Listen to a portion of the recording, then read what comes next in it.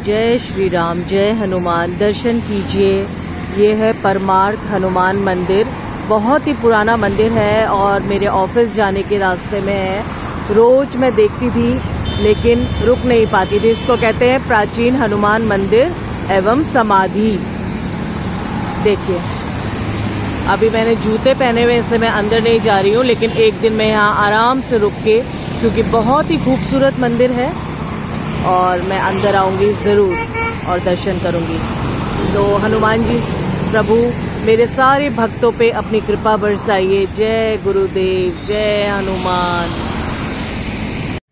जय गुरुदेव।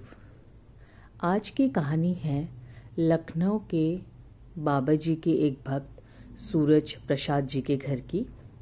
तो भक्तों, एक बार बाबा जी लखनऊ गए और अपने भक्त सूरज प्रसाद जी के घर में ही उन्होंने निवास किया, वहाँ रह रहे थे।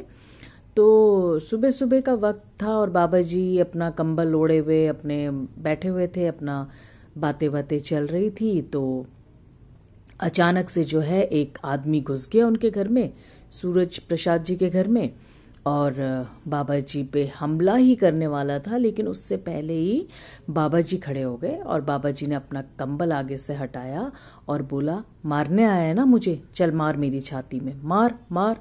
और बाबा जी छाती आगे करके उसके आगे खड़े हो गए। लेकिन जब तक वो कुछ करता, सूरज प्रसाद जी और वहाँ और भी जो लोग थे उन्होंने धर लिया उस लड़के को और उसके बाद जो है बाहर आ गए।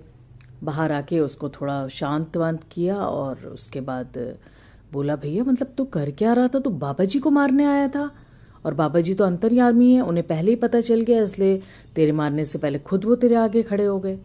बात क्या है? तो जैसे कि उस नौजवान को होश सा आया एकदम से और वो फूट फूट कर रोने लगा। बहुत रोया, बहुत रोया और बाबा जी के चरणों में गिर के माफ़ी मांगने लगा। तो सब लोगों ने पूछा, भाई हुआ क्या?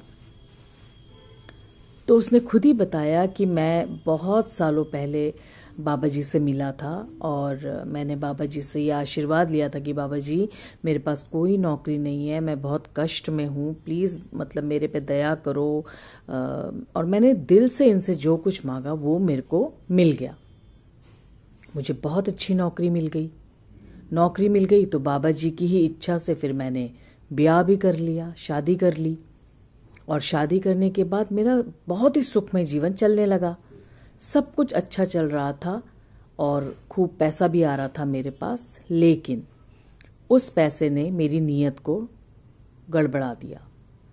मैं अब धीरे धीरे शराब की ओर बढ़ने लगा, जुआ खेलने लगा और हर गलत आदतों में शामिल होता चला गया। इतना ज़्यादा मैं चला गया इन आदतों में कि मेरा घर परिवार सब परेशान हो गया। मेरी बीबी भी मुझसे दुखी हो गई और माँ बाप भी। लेकिन मैं रुकने का नाम नहीं ले रहा था।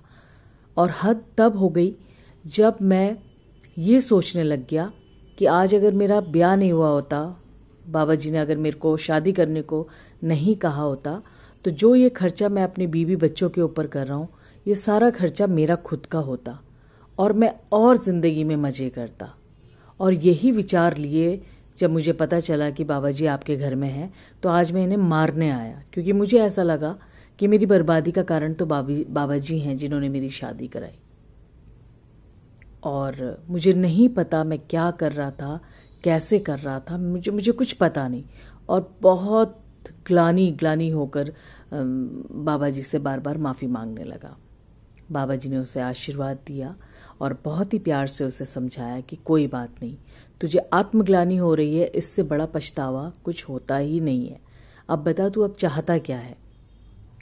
तो उसने हाथ जोड़ के कहा, बाबा जी बस मैं अपनी पूरी कोशिश करूंगा, लेकिन आप अपना हाथ मेरे सिर पे रख दीजिए, ताकि अब मैं जो ये गलत आदतें अपनी ज़िंदगी से निकालना चाहता हूँ इसमें मैं आगे बढ़ सकूँ और कष्ट होते हुए भी मैं हिम्मत करके इन आदतों से बाहर आके अपना जो सुखमय जीवन है उसको जी सकूं।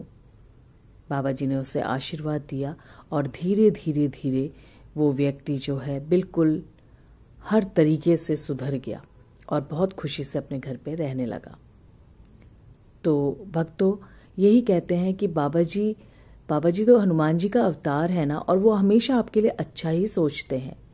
और अगर आप वो भाग्यशाली इंसान हैं जिनको बाबा जी का आशीर्वाद मिलता है और उनके आशीर्वाद से आपका कष्ट सच में दूर होता है, आपको ख्याति मिलती है, आप जो चाहते हैं आपको मिलता है, तो बाबा जी की रिस्पेक्ट रखिए, बाबा जी का आदर करिए, उनका सम्मान करिए। उस आदतों को गलत और ना ले जाएं और उससे अपने आप को बिल्कुल भी खराब ना बनाएं। आशा करती हूँ ये कहानी आपको पसंद आई होगी। फिर मिलूंगी आपसे। जय श्री राम, जय हनुमान, जय गुरुदेव।